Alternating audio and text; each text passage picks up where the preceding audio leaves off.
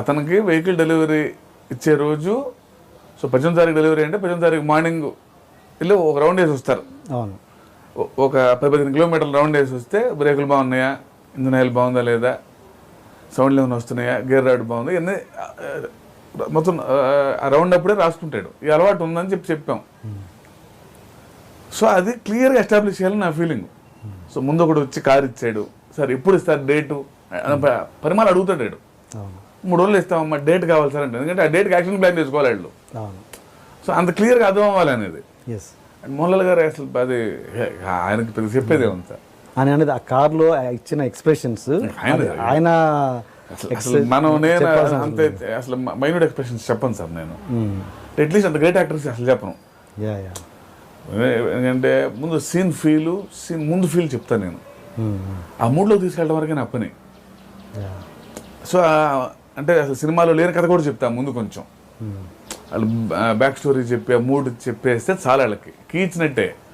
వాళ్ళకి ఆ సీన్లో దిగితే అంటే ఎన్టీఆర్, మోహన్ లాల్, సమంత కూడా నిజమే ఈ స్థాయి యాక్టర్లకి నా సీన్ మూడు బ్యాక్ స్టోరీ అంటే ఈ సీన్లో కంటెంట్ ఏంటి చెప్పగలిగితే వాళ్ళు అది ఎక్కువ డిస్టర్బ్ చేయను వాళ్ళని.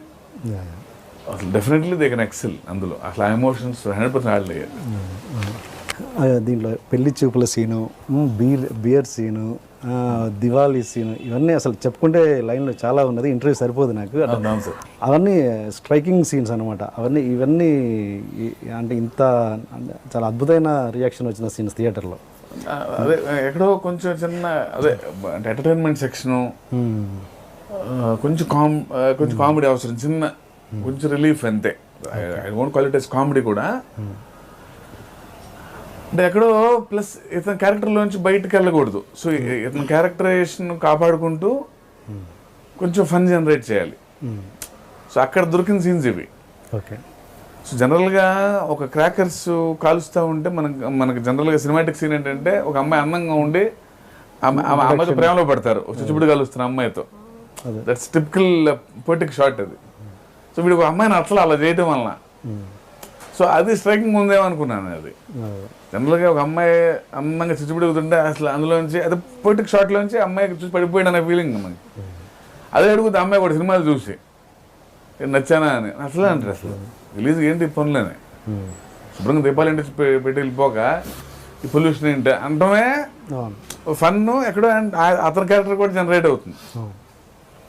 సో లక్కీగా బీర్ సీన్ అనేది బాగా నచ్చింది సీన్ నాకు. అమ్మాయి ఏం చేద్దాం బీర్లు అమ్మయ్య ఏం గోల ఉండదు అనుకుంటే ఇదేమో ఆ కవర్తో ప్రాబ్లం అయింది పాపం. అది అసలు బ్యాన్ చేసిన ప్లాస్టిక్ అది అసలు నీకు ఆ బ్యాగ్ ఎవరుతారు, ప్రాబ్లం బీరుతో కాదు, షాప్కి వెళ్ళి కొంచెం కాసేపు గొడవ చేయాలి. సో అంటే లక్కీగా అంటే ఇతని క్యారెక్టర్కి ఇతని ఎన్వైరన్మెంట్కి అంటే వచ్చే సీన్స్ అండి అవి క్రాకర్స్, ప్లాస్టిక్. సో వాటి మీద సీన్స్ వస్తాయి.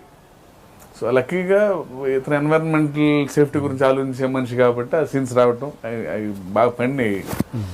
మంచి యాక్టర్స్ కాబట్టి, నిత్యమైన కాబట్టి మోస్ట్ ఎక్స్ప్రెసివ్ ఫేస్ బాగా పండిన సీన్స్ అండి.